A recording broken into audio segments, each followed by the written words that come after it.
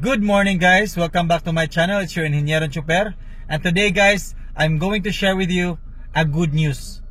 Yes, for me, it's really a good news kasi finally, after 5 years, we have fully paid this unit. Wow! Yes, you heard it right guys. Together with my wife, we have diligently paid the monthly amortization. And of course, it is by God's provision that we are able to complete the payment for this car. Yes, it is by God's grace that we were able to pay the monthly amortization without missing a single month. And I would like to share with you guys my experience in paying this car. Way back in 2020, we got the car February 20, and then the next month, the government declared the lockdown. Yes, there was no job for me and my wife. And we really thought by then that there might be a chance that we needed to let go of the car. But here we are, we have completed the payment for this car. And to tell you guys, our monthly amortization for this car is 14,230, and we had a down payment of 39,000. So let's do the math. 14,230 times 60 plus 39,000. So the total is 892,800 pesos. And I can remember guys that there was a Bayanihan law back then, which our former President Rodrigo Duterte signed. It was around March na dineclare niya walang magagawang pagsisingil sa mga may utang sa bangko especially. But then I thought of it like I know there are some hidden charges na mangyayari in the end. So the next month, nung nakaluwag-luwag yung mga security, I went to the bank and I really pushed na hindi ako mag-a-avail sa Bayanihan Law.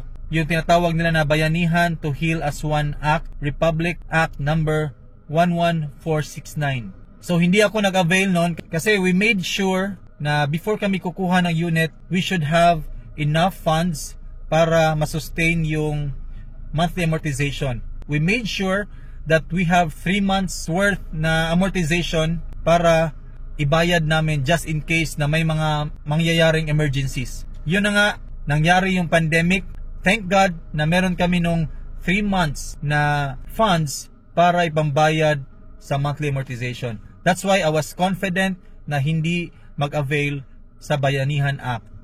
Moving forward, eto dumating ang araw na finally babayaran namin yung last month na amortization. But then when I look at my account sa BPI, kasi this was under BPI loan, so I found out sa app ko na merong 3 figures na nakikita ko sa car loan account ko. One is the monthly amortization na 14,230, and then there was this total amount due which is 14,591.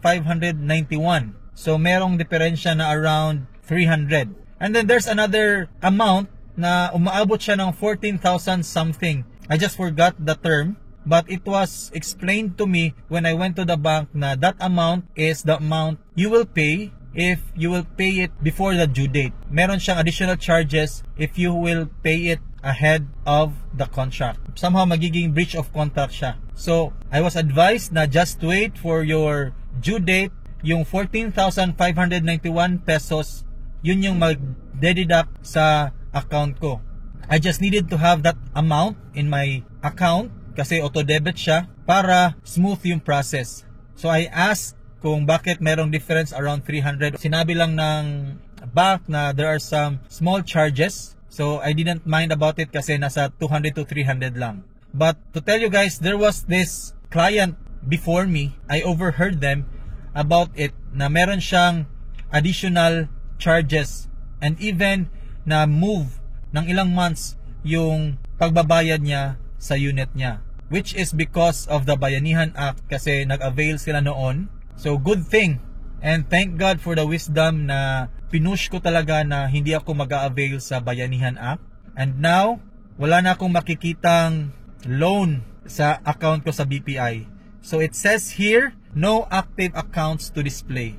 I was also advised by the bank na after ng due date ko, after na mag-deduct siya sa account ko, I need to wait 15 days para ma-available yung documents ng unit ko. Like the original ORCR and other documents that will prove that I have fully paid the unit, and the documents will declare that the car will be under my name.